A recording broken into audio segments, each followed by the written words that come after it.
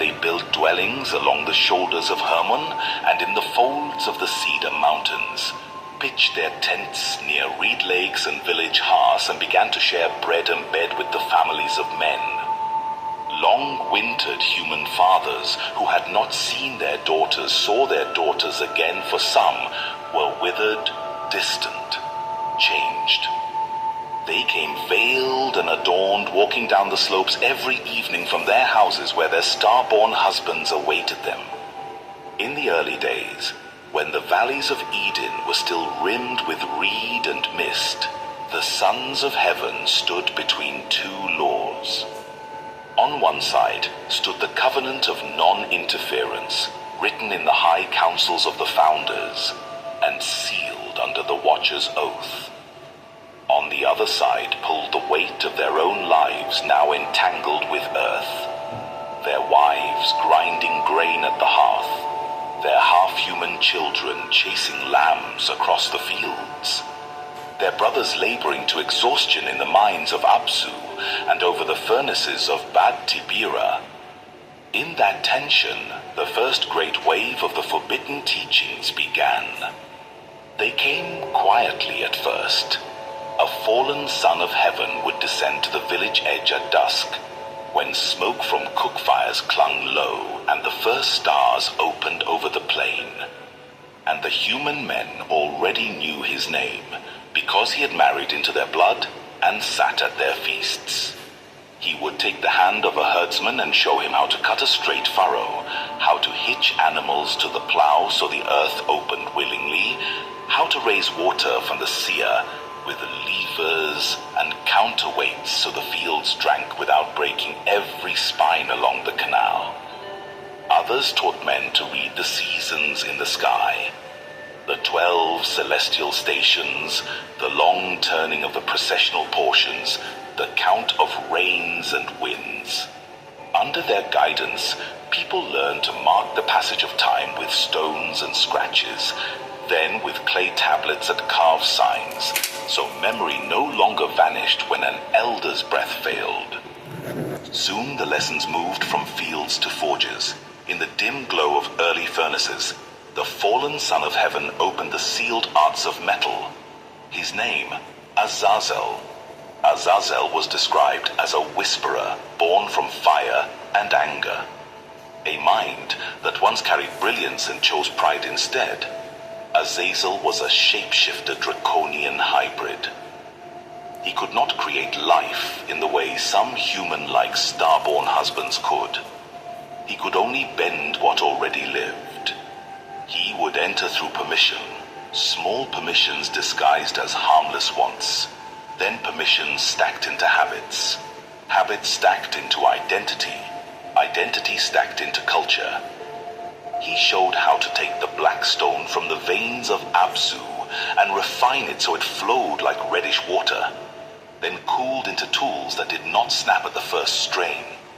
Copper rose from the fires, then bronze. Axes bit deeper into wood. Adzes smoothed beams. Plows turned soil with a cleaner bite. From those same fires, a darker craft emerged as he shared patterns carried from starfleets and fortress off-worlds. Blades lengthened and sharpened. Spearheads took barbs. Helmets were hammered to cradle the skull. And shield bosses swelled like coiled serpents. Skills originally meant for celestial armories and planetary defense seeded the art of war on Earth. And the smith's house became a place where harvest and slaughter took shape side by side. Under another fallen son of heaven, his name Barakijal, women learned the art of makeup that ceased to be enchantment and became a silent language written on skin. The women began to adorn themselves. Arakiel, another fallen son of heaven, was a reader of signs in the earth and taught the weaving of charms and astrology to mankind. He showed women how to bind intent into threads, to braid hair with lines of power, to lay sigils under birthing stools and family thresholds. What he meant as knowledge of earth and season became glamours, curses, and hidden workings passed from mother to daughter. Ezekiel, watcher of clouds, taught incantations and weathercraft, words that bent wind and mood, whispers that tugged at the unseen currents drifting between people. Under him, witchcraft blossomed in the hills and reed villages. Candles were carved with names. Ash was mixed with herbs to mark foreheads. Jealousy and hope both found new tools. Soon, men walked with ruined blades at their sides, and women walked with spell-painted faces that gleamed beneath temple firelight. Homes, altars, and even cradles took on secret markings. Some workings healed.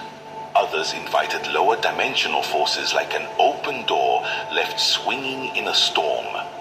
Their instruction did not end at the edge of the anvil, or witchcraft. Certain watchers opened the book of the body itself. They showed rootcutters how sap and resin, leaf and bitter bark could drive out fever, numb pain, rouse a failing heart, strengthen womb and seed. Under their eyes, healers learned to combine herbs with measured heat, clean water, and prayer that aligned with stellar currents, raising the craft of medicine to something their ancestors would not have recognized. Other fallen angel watchers crossed an unseen line and poured out arts that reshaped desire.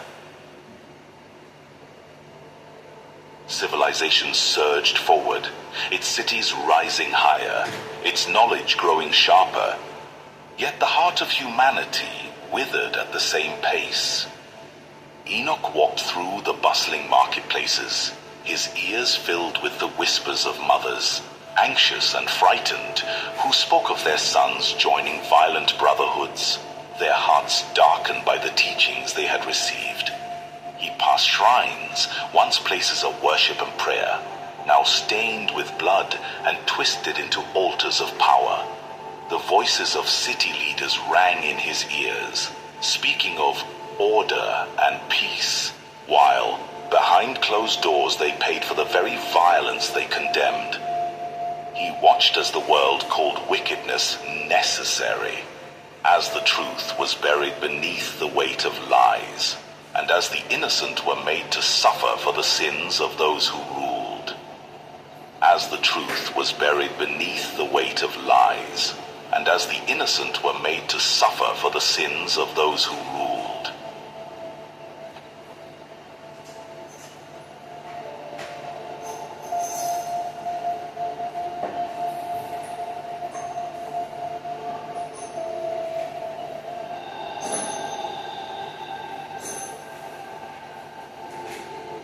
I am Methuselah, son of Enoch. You must leave. I am bound to no mortal obligation, for I am bewildered. You must depart from this place. My house standeth here, and my wife and little ones sleep beneath its roof. I shall not suffer dread to linger at my threshold. I seek not thy hearth, nor the blood of thy kin. I seek only solace from all, O son of Adam. If thou art lost, then seek thy kind beyond the hills. Trouble not the tents of men. Thy stature alone bringeth fear. Fear followeth me as a hound. Wherever I wander, men take up spear and stone.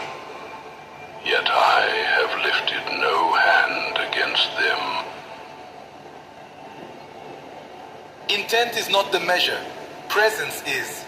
The lion need not strike for the flock to scatter. Thou art as a storm upon the plain. Thou hast spoken boldly for one so small. I shall depart, not for thy command, but for thy courage. cries of the people rose higher, and Enlil, also known as Yahweh and Jehovah, hearing them, hardened his resolve that no further divine knowledge or healing arts would be shared with the earthlings. He vowed in his heart that when the great upheaval approached, he would allow the waters to cleanse the earth of both the clamoring masses and the giants whose existence mocked the old order.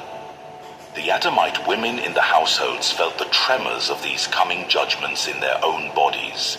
Some watched their sons grow proud and fierce and knew that their children would never be fully accepted in any camp, whether of gods or of men. Some grew old behind the walls, longing to see again the reed lakes of Eden and the faces of their kin.